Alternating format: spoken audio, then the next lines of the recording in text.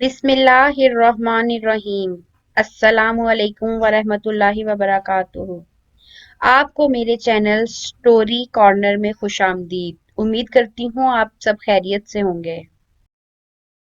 इंसान को जिंदगी में सच्चे रिश्तों की अशद जरूरत होती है और इन रिश्तों में अगर खलूस और मोहब्बत हो तो इनसे बढ़कर कोई नेमत नहीं होती।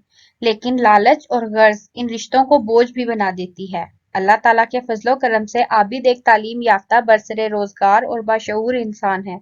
इसके वालिदैन फोत हो चुके थे और वो अपने बड़े बहन भाइयों के साथ मुकीम था।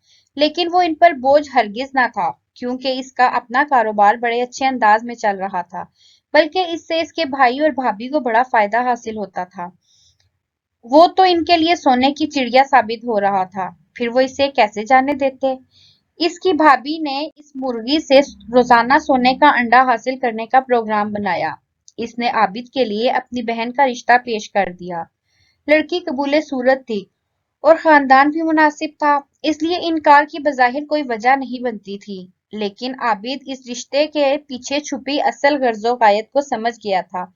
वो समझता था जिस रिश्ते की बुनियाद लालच पर रखी गई हो वो किसी सूरत कामयाब नहीं हो सकता। इसलिए इसने इस रिश्ते से इनकार कर दिया। जब शादी के लिए घर वालों का इसरार बढ़ा तो इसने अपने पास काम करने वाली एक बेवा से शादी कर ली, क्योंकि वो इसके हुस्ने इखलाक और बुलंद किरदार से वाकिफ था।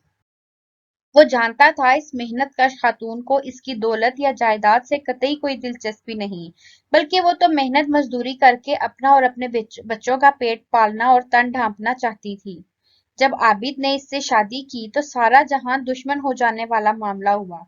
शुरू में जब घर वालों की तरफ से ही मुखालफत की गई तो इसने सोचा कि मामला आहिस्ता आहिस्ता हल हो जाएगा, लेकिन मुखालफत रोज ब रोज बढ़ती जा रही थी और फिर इस रोज की बक-बक झक-झक से तंग आकर इसने अपना कारोबार समेटा और कराची आ गया।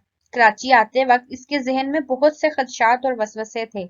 इसने तमाम अंदेशे नजरअंदाज करते हुए अल्लाह पर तवक्कुल किया।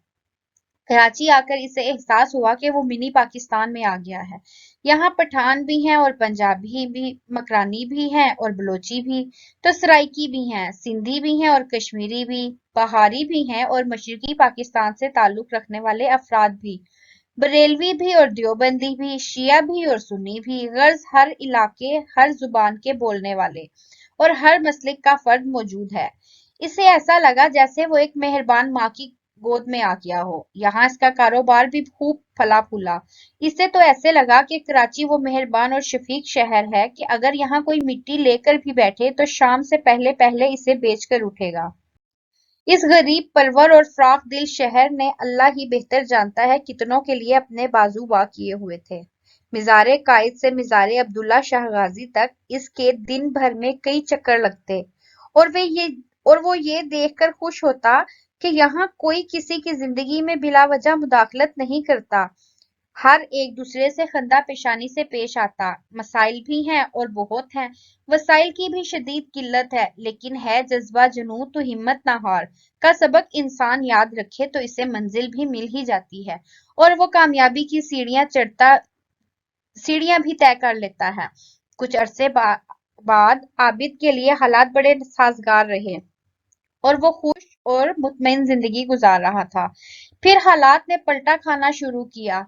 अल्लाह ही बेहतर जानता है कि इस शहर बेमिसाल को किसकी नजर खा गई। हालात बद से बदतर होते चले गए।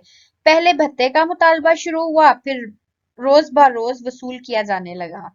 या इलाही, ये बम धमाके, टारगेट क्लंग, अगवा बराए तावान, अंधाधुंध फायरिंग, ये सब क्या है? या रब रहम फरमा। हर दम यही दुआ इसके लबों पर होती। घर से निकलते हुए इसे डर लगने लगा।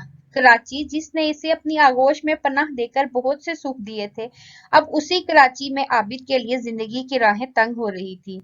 एक शाम वो घर पहुंचने वाला था कि इससे इत्तला मिली कि इसके बेटे को अगवा करने की कोशिश की गई है। इसकी बीवी ने मुजाहमत की कोशिश की तो इसे गोली मार दी गई। इसके लिए अभी इम्तिहान खत्म नहीं हुए थे। एक रोज इसकी फैक्ट्री को आग लग गई और सब कुछ जलकर राख हो गया। बरसों की मेहनत और लगन से इसने जो आशियां तामीर किया था वो बिखर कर रह गया। मगर इस सब के बावजूद वो मायूस नहीं है। کیونکہ وہ کراچی کو بھی جانتا ہے اور یہاں کے لوگوں کو بھی۔ اسے معلوم ہے کہ وہ ہم میں سے نہیں ہیں جنہیں اندھیرے پسند ہیں۔ اسے یقین ہے کہ کراچی پر چھائے اندھیرے جلد ختم ہو جائیں گے اور ایک روز اجالا ضرور ہوگا، انشاءاللہ۔